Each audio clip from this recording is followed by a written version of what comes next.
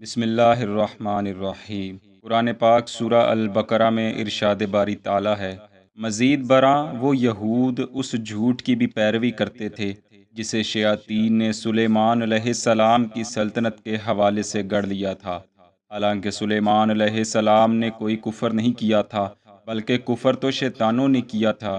وہ لوگوں کو جادو سکھاتے تھے۔ تفسیر روح البیان میں اس آیت کی تفسیر کے حوالے سے منقول ہے کہ حضرت سدی علیہ رحمہ فرماتے ہیں کہ شیاطین آسمان کی طرف چڑھ جایا کرتے تھے، حتیٰ کہ وہ آسمان کے اس قدر قریب ہوتے کہ ملائکہ کی باتیں سننے میں کامیاب ہو جاتے۔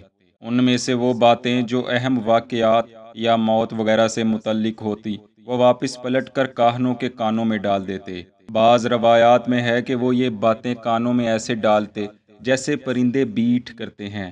جادوگروں تک یہ باتیں پہنچتی تو اس میں وہ 70 قسم کے جھوٹ اور من گڑت باتیں بھی شامل کر لیتے۔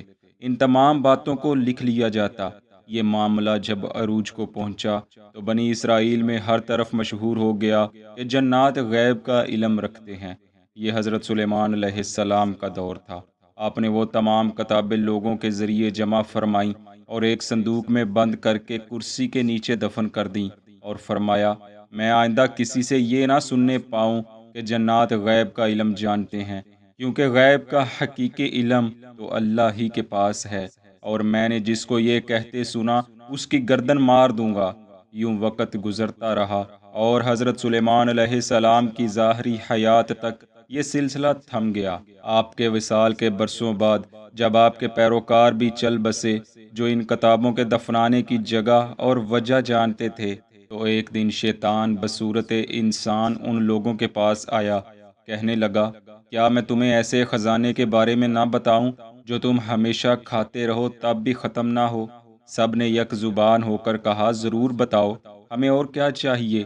اس نے کہا، حضرت سلیمان علیہ السلام کی کرسی کے نیچے سے زمین کھود ڈالو، تمہیں بیش قیمت خزانہ ملے گا۔ چنانچہ لوگوں نے کرسی ہٹائی اور نیچے سے کھدائی شروع کر دی۔ اس تمام عمل کے دوران شیطان دور ہٹ کر کھڑا رہا۔ لوگوں نے اس سے کہا، دور کیوں کھڑے ہو؟ تم بھی قریب آ جاؤ۔ اس نے کہا، نہیں، میں یہیں ٹھہرتا ہوں اور تم لوگ گڑھا کھودو۔ دیکھو، اگر خزانہ نہ ملے تو بے شک میرا سر تن سے جدا کر دینا۔ منقول ہے کہ دراصل شیطان خود اس کے قریب نہیں جا سکتا تھا، کیونکہ جو بھی شیطان کرسی کے قریب جاتا جل کر بھسم ہو جاتا۔ چنانچہ لوگوں نے جب گڑھا کھودا تو دیکھا کہ شیطان جو خزانہ کہہ رہا ہے وہ تو کتابیں ہیں۔ انہوں نے وہ کتابیں نکالیں تو شیطان کہنے لگا، یہ وہ کتابیں ہیں جن کو پڑھ کر سلیمان علیہ السلام جنوں، انس اور شیطانوں، جانوروں، پرندوں پر حکومت کیا کرتے تھے، اور اس کی وجہ سے ہی یہ تمام چیزیں ان کے قابو میں تھیں۔ بعد ازاں یہ بات کہہ کر شیطان وہاں سے فرار ہو گیا، اور لوگوں میں یہ مشہور ہو گیا کہ سلیمان علیہ السلام تو ایک جادوگر تھے۔ بہرحال بنی اسرائیل نے تو وہ کتابیں لے لیں، اور یہی وجہ ہے کہ یہود میں سب سے زیادہ جادو پایا جاتا ہے۔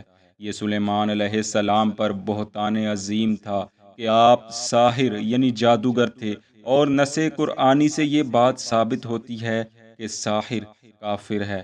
یوں بنی اسرائیل میں ایک انتہائی غلیظ عقیدے نے جنم لیا کہ حضرت سلیمان علیہ السلام چونکہ ساحر تھے، اس لیے معاذ اللہ کافر تھے۔ یہی عقیدہ اہل یہود میں نسل در نسل چلتا رہا کہ وقت دور نبوت رسول محترم حضرت محمد صلی اللہ علیہ وسلم کو پہنچا، قرآن پاک کا نزول ہونا شروع ہوا، تو اللہ پاک نے اہل یہود کے اس نظریے کا واضح رد فرما دیا اور حضرت سلیمان علیہ السلام کی برأت فرمائی، اور یہ تعلیم دی گئی کہ حضرت سلیمان علیہ السلام تو اللہ کے برگزیدہ بندے تھے، انہیں کفر سے کیا واسطہ۔ یہ سب کذب بیانی یہود کی ہے۔ بے شک تمام انبیاء کرام معصوم ہیں اور ہر قسم کے گناہ سے پاک ہیں۔ اللہ پاک ہمیں دین اسلام کی صحیح سمجھ بوجھ عطا فرمائے، آمین۔